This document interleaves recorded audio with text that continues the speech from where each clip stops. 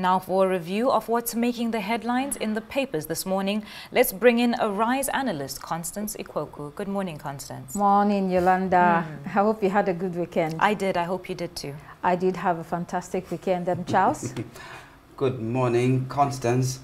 Yes, it was a weekend after all. Glad it has ended. Yeah, it has ended. We're back to work. All right, this morning we have no guests to look at the papers. We'll be discussing between us. Hello there and welcome to the program. We'll begin with this day. IBB, we overthrew Buhari, Idiagbon because of their holier-than-thou attitude. Former military president General Ibrahim Babangida also said in his book, A Journey in Service, that Generals Muhammadu Buhari and Tunde Idiagbon carried themselves as saints and monopolized power to the exclusion of the rest of the military. This, he explained, resulted in tension building up in the force, hence leadership change was necessary. IBB described it as a rescue mission due to the fact that Buhari was, quote, too rigid and uncompromising in his attitude to issues of national significance. I mean, a lot has been coming out from this book that he launched last week. When you read further, IBB justified that coup, saying that there was knee-jerk populist reflexes from Muhammadu Buhari. There was excessive control of major sectors of the economy, endless queues for essential items, and all this made life difficult for Nigerians. But, Charles, you know, what we have seen in the long run, you had good points, valid points, but what we have seen in the long run is that successive military coups did not produce the results that we wanted as a nation, after all. Most unfortunately. Now, let's remember that what popularized Muhammadu Buhari and gave him the impetus to win the 2015 election was his stance on corruption. That anti-corruption mantra was the one that clinched it for Buhari in the 2015 elections. On the other hand, IBB is remembered for entrenching, so to say, corruption on Nigeria. That was what his regime is most remembered for. So at the end of the day, when we put the two of them on a scale, guess who carries the day? Well, yeah, exactly. No, let's call a spade a spade. Yes. I know that, you know, at times like these we can afford to be emotional about certain things, but I was a teenager when Buhari was overthrown. I was a teenager when Babangida came into power, and I was in my 20s when he finally stepped aside. Okay. So I knew exactly what was going on. And of course, we also know that Babangida did attempt to come back as a civilian president, but it did not work for him. On the other hand, Buhari made that attempt and it worked. Okay, but when you look at the President Muhammadu Buhari's administration for 8 years, would you really say that he fought corruption? Would you really say that, you know, he did what Nigerians perceived him to be? You know, he didn't. It was a disaster, the whole 8 years of the government.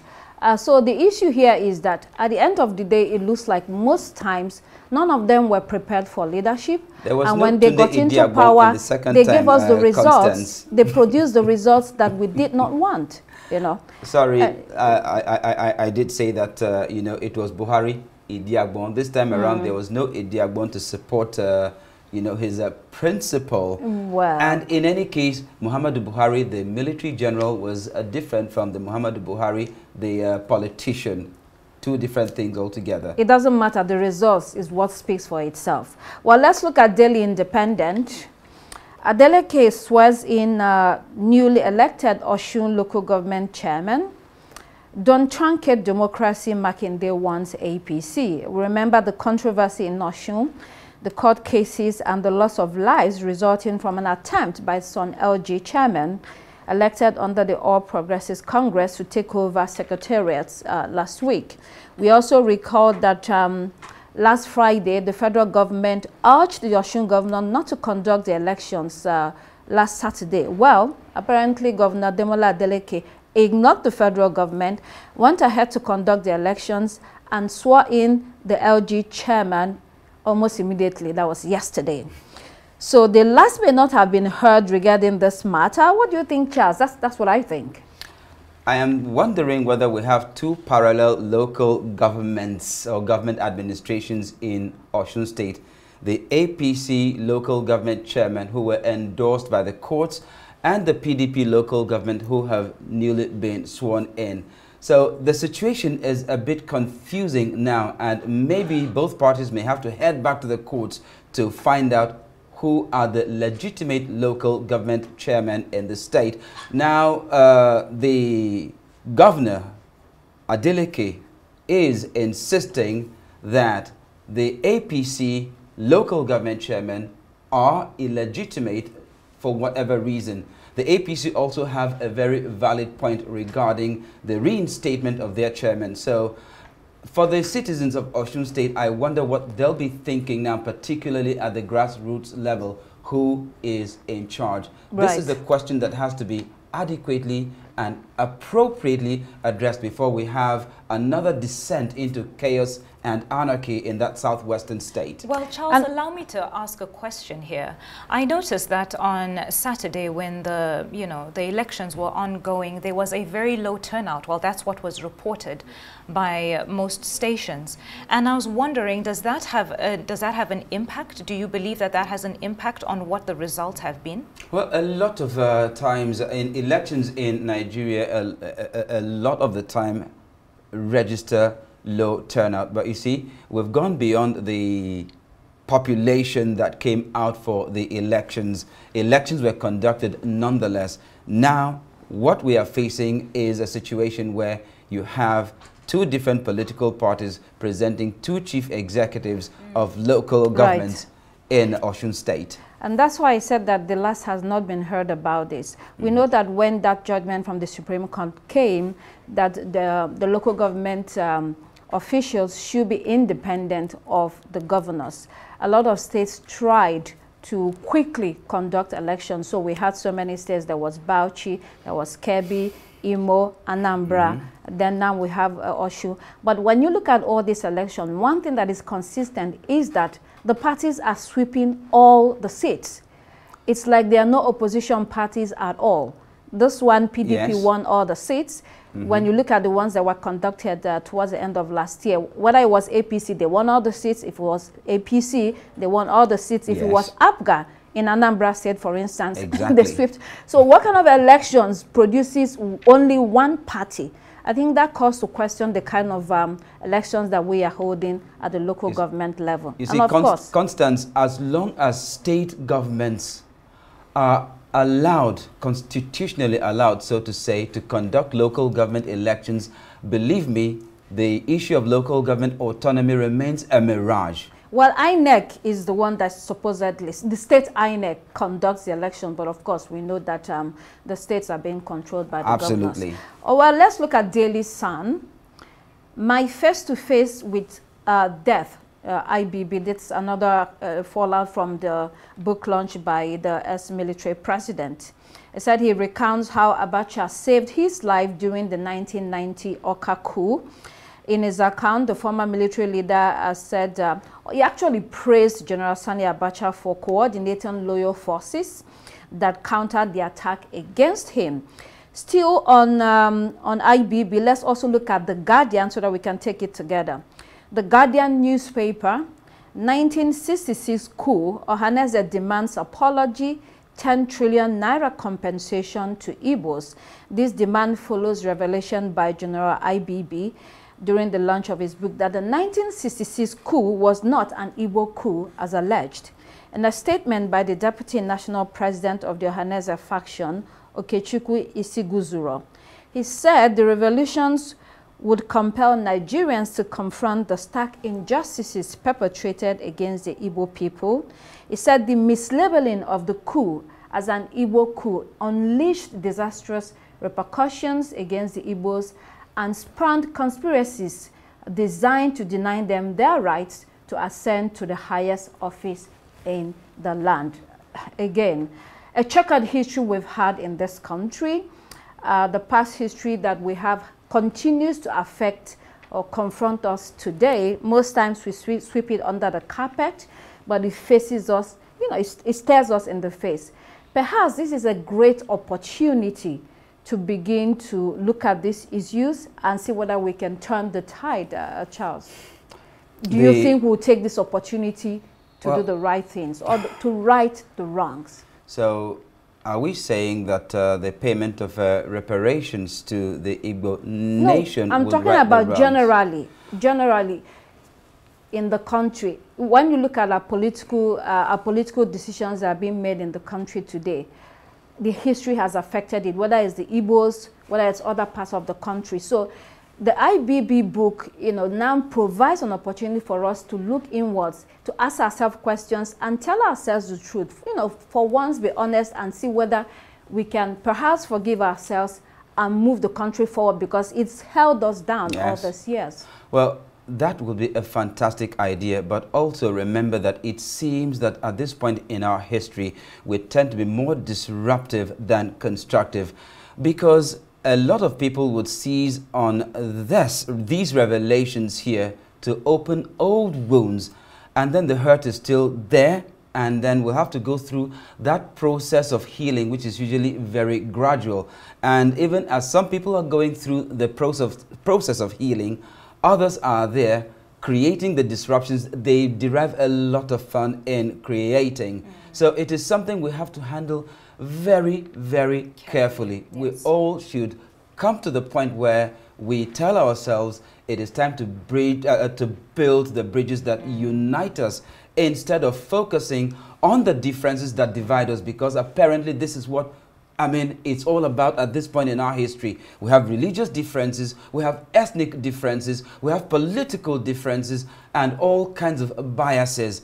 And that, unfortunately, is what politicians seize on, this divide and rule thing. So we have to handle this delicately and carefully if we have to have that healing that we so desire to make a difference and pave the way forward. Well, let's see whether I wanted to just chime in there and say the fact that this is even a headline means that people are starting to have these conversations. The fact that this was mentioned in a book, in a tell-all story where everything is being said, all the facts are being laid out bare. I would have to agree very deeply with Charles by saying that this is a very sensitive situation and it needs to be taken baby steps at a time.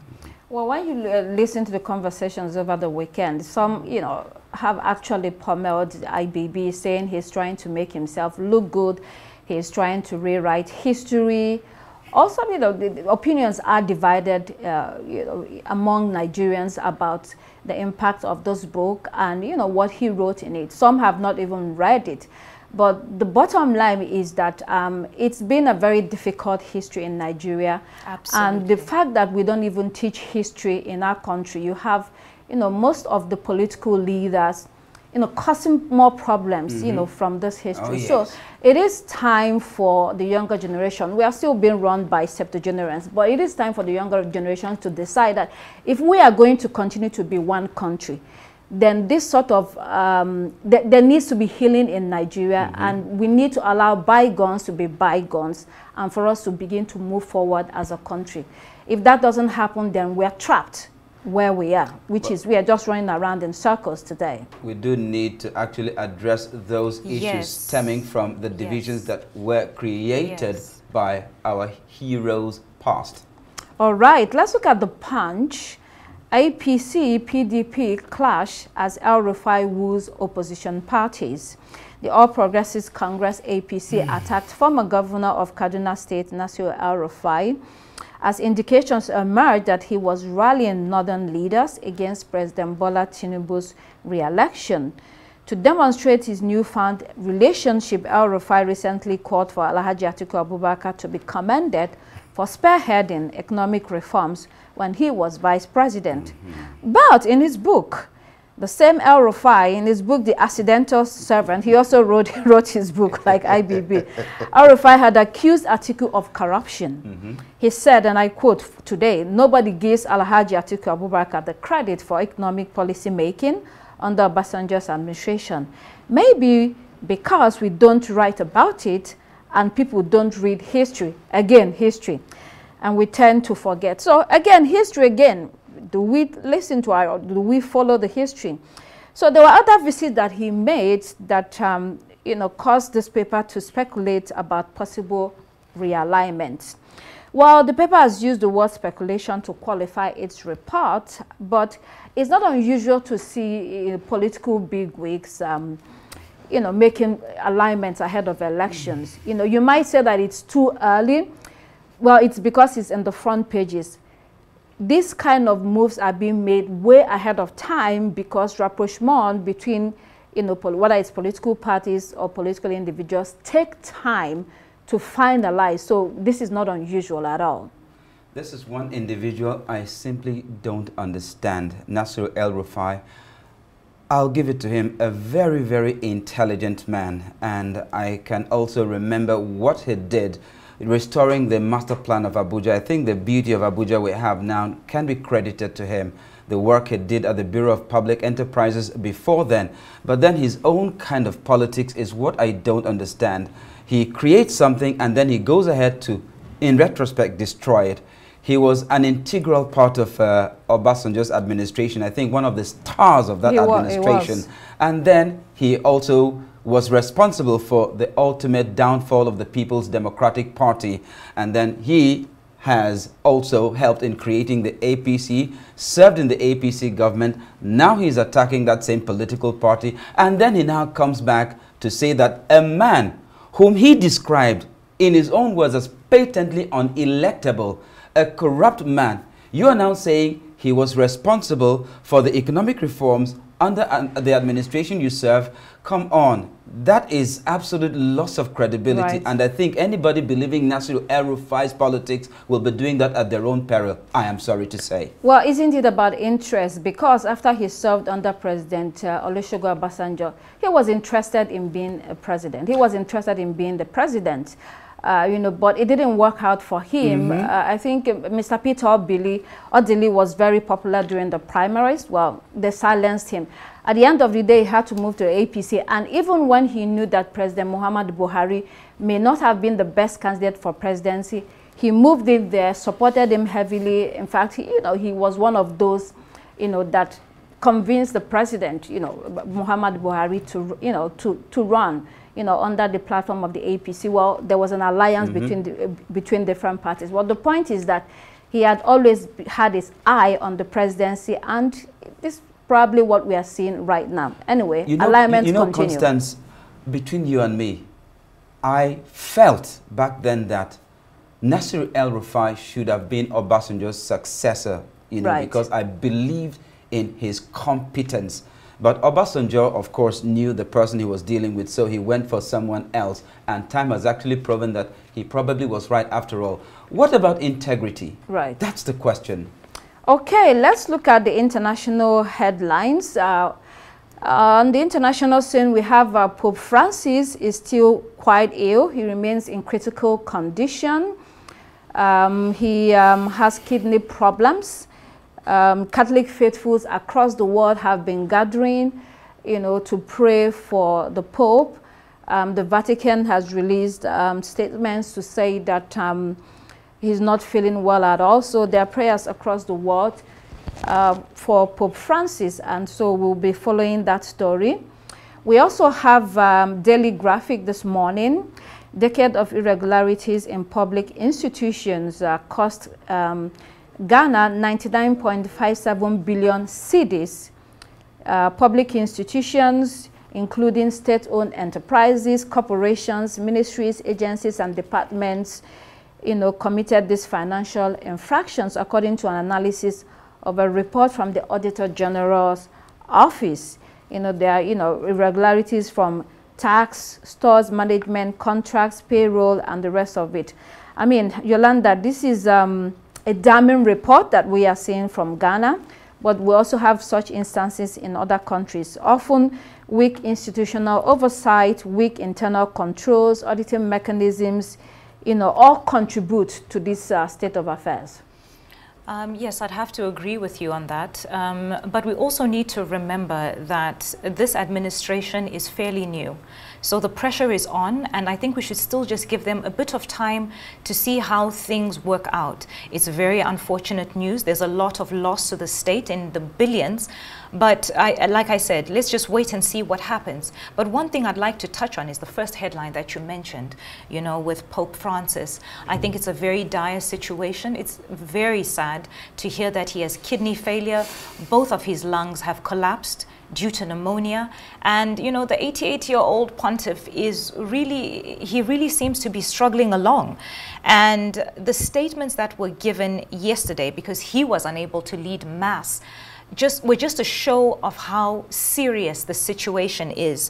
In Cairo, I believe the Grand Imam made some comments, you know, in relation to him. And I felt like that was very heartwarming, because you have two totally different religions, but still able to show solidarity in such a time. So, yes, All right. Let's see Citizen newspaper. Racial tensions must stop.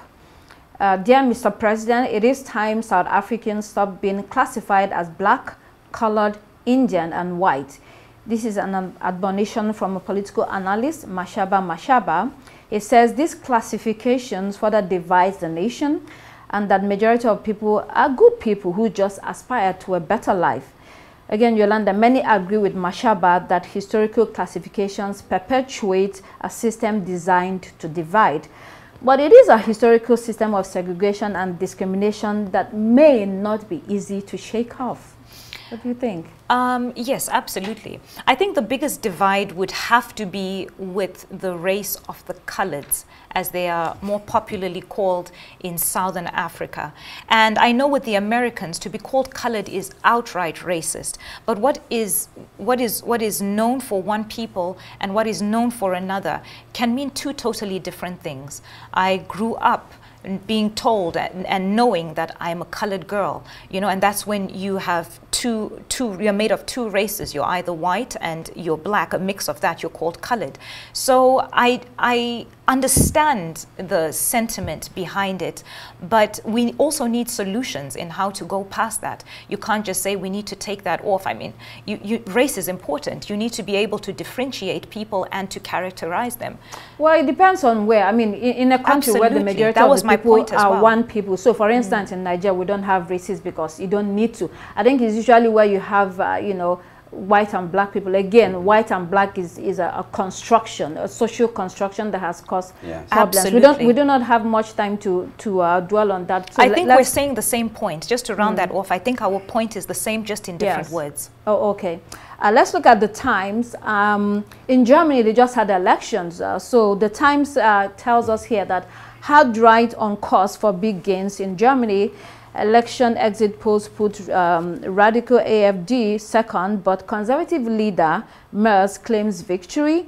Again, in this particular election, the far right enjoyed a further support due to anger about immigration, violent crimes, and high energy costs. Indications that this will continue all across Europe. And to the other big story, newspaper, Zelensky offers to quit for Ukraine peace deal. He says he's willing to step down for Ukraine to gain NATO membership. That's a big one. Yolanda, Charles, anybody can comment. Very big. We have less than a minute. Go ahead, Charles. Well, I saw how Zelensky responded to the names Trump called him, and he said he was not going to get emotional about that. It has to be the real issues that had to be addressed here, the relations between the United States and Ukraine, and of course the way forward for Ukraine, whether or not he stays on as president. So he appears to have the interests of his country at heart, but I feel he should not be stampeded into taking a rash decision that wouldn't benefit anyone at all.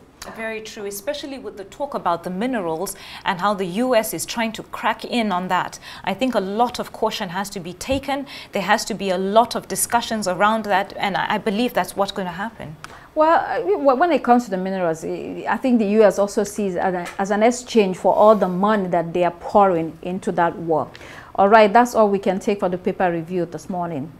Thank you so much, Dr. Constance, for leading today's review as usual. That's all we have time for here on Daybreak. I'm Charles Eruka. It's goodbye from me.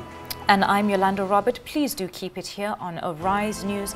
The morning show is next. Goodbye.